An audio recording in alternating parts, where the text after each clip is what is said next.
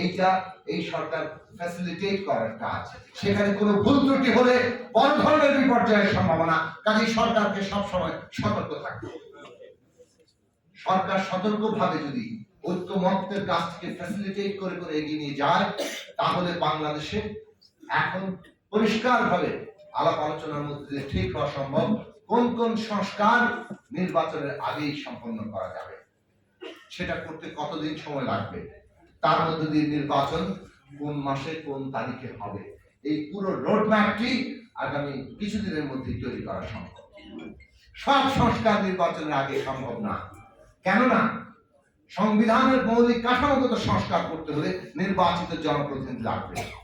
সে কারণে দেখেন, নির্বাচনের জন্য যেমন সংস্কার দরকার, তেমনি সংস্কার সম্পন্ন করার জন্য নির্বাচন দরকার। যারা নির্বাচন আর সংস্কারকে পরস্পর বিরোধী দাঁড় করাচ্ছেন, তারা ভুল করছেন। নির্বাচন এবং সংস্কার একই বিষয়। কেউ নির্বাচন আগে চাইছেন, কেউ পরে চাইছেন, এবং দুজনই সংস্কারের নানান রকম ব্যাখ্যা দিচ্ছেন।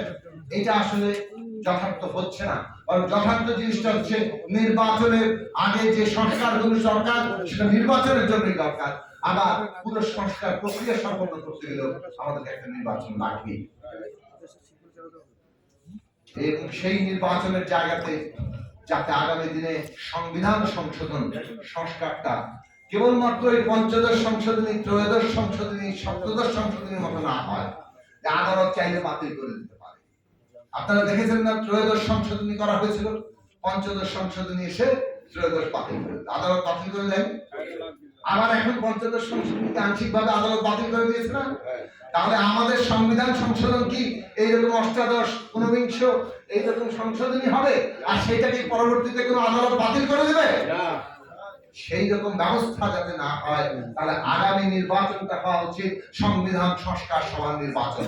সংস্কারটা হবে জনগণের সম্মতির ভিত্তিতে, এবং সংস্কারকৃত সংবিধান হবে জনগণের ইচ্ছা অভিপ্রায় প্রকাশ। আজ সেই সংবিধান যাতে আর আদালতের বাতিল করার কোনো সুযোগ না থাকে। আদালতের কাজ হবে সেই সংস্কারকৃত সংবিধান যেটা জনগণের ইচ্ছা অভিপ্রায় প্রকাশ, তার সুরক্ষা দেওয়া, তার অভিভাবক করা। সেই জায়গা আগামী নির্বাচন হওয়া দরকার। কিভাবে সেটা হতে পারে, সকল রাজনৈতিক দলগুলো আমরা কিভাবে সেই জায়গায় আসতে পারি, ঐক্যমত্যের জায়গা তৈরি হতে পারে, এটাই আজকের দিনে তরুণদের সামনে সবচেয়ে বড় চ্যালেঞ্জ। তরুণরা যখন রাজনৈতিক চিন্তা করবে, বাংলাদেশের ভবিষ্যৎ কোন পথে গেলে সত্যিকার গণতান্ত্রিক বাংলাদেশ হবে, সত্যিকার গণতান্ত্রিক বন্দোবস্ত হবে, একজন তরুণ তার নিজের সমস্ত সৃজনশীল চিন্তা দিয়ে এই দেশের মঙ্গল চিন্তা করতে পারবে, এবং সেই চিন্তা এই দেশের রাষ্ট্রনীতিতে নীতি নির্ধারণে জায়গা পাবে। সেই বাংলাদেশ গড়ে তোলা দরকার।